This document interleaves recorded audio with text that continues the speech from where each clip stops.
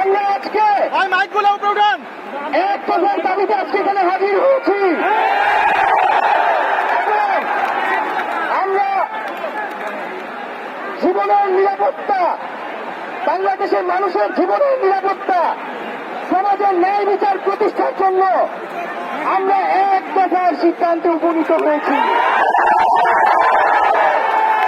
এই সরকার কোনোভাবে আর এক মিনিটও ক্ষমতায় থাকার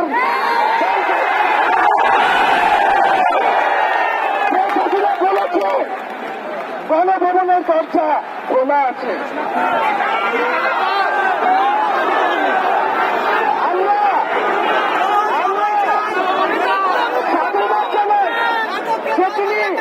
আগেই বুঝতে পেরেছে যে গণভবনের দরজা খোলা রাখতে হবে।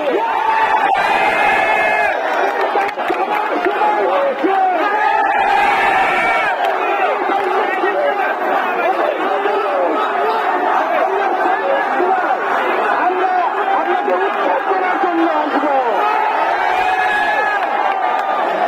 বন্ধুগণ, আমরা খুবই স্পষ্ট কথা, শুধু শেখ হাসিনাকে পদত্যাগ করলেই হবে না। এই যে খুন, লুটপাট, দুর্নীতি এই দেশে হয়েছে, তার বিচার হতে হবে।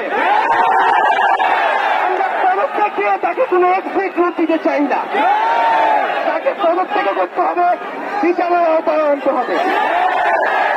এবং শুধু শেখ হাসিনা নয়, পুরো মন্ত্রী পরিষদ, সরকার, সবাইকে পদত্যাগ করতে হবে। এবং এই যে রেজিম, এই যে জাতীয়তাবাদী শাসন ব্যবস্থা, এটাকে বিলোপ করতে হবে। अच्छा सुनो, सब्सक्राइब करते वक्त ना घंटी बजा दे।